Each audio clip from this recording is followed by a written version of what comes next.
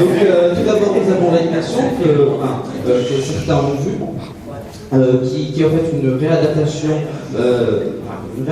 d'un des poèmes de Michaud, le quatrième de Daniel Remu, que vous pouvez lire ici. Et donc, ce poème qu'on a en lecture analytique justement. Et donc, il a été question de reproduire mot à mot exactement ce que Michaud a essayé de dire dans ce poème, en d'autres termes, des femmes gouttes qui tombent du plafond, qui s'écrasent sur le sol, qui essayent de remonter à la vie, mais qui échouent. Et donc, par cette action qui se répète, cette action cyclique, donc nous voyons l'échec et la faiblesse de l'être humain, et ainsi d'ailleurs on peut voir le personnage, le jeu lyrique des poèmes d'Henri Michaud qui contemple ces femmes et qui se reconnaît dans cette faiblesse.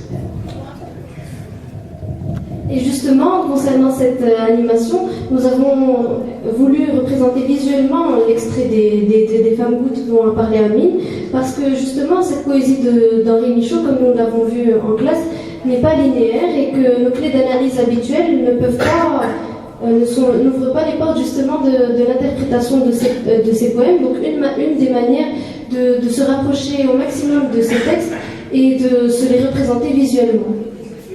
Et justement, vous pouvez sentir l'odeur. Donc pourquoi nous avons choisi les encens?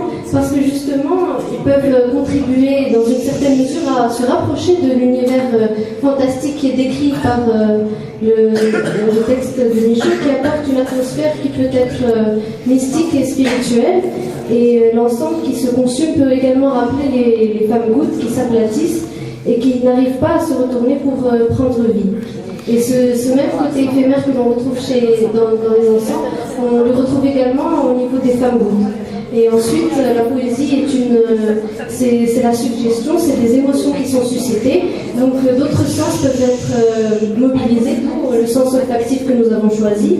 Et on a décidé de travailler avec des encens. On a fait une sélection sur une base d'une dizaine d'encens. Nous avons choisi le musc blanc. Il incite à la réflexion, donc nous espérons qu'il va permettre de vous faire réfléchir sur la beauté de la poésie de Michaud.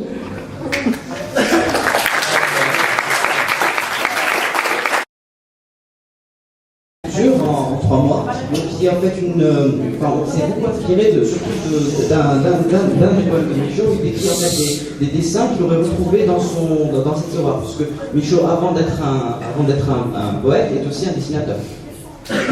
D'ailleurs, nous voyons que la sculpture représente un personnage pas vraiment humain, disons qu'il est anthropomorphe, il a 2 jambes, 2 bras, mais il a ce côté insecte qu'on a essayé de reproduire, et ce côté insecte qui témoigne vraiment de la faiblesse de l'homme.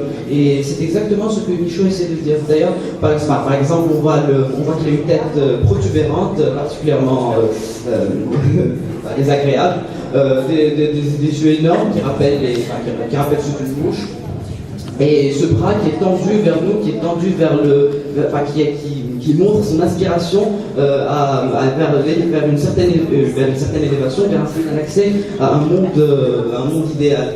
D'ailleurs, le cadre que vous pouvez voir, en fait, est un symbole du monde réel dans lequel nous vivons, qui est limité, qui est vraiment cadré. Et justement, ce personnage essaie, en se projetant vers un monde en 3 dimensions, d'accéder à un monde beaucoup plus idéal. Voilà.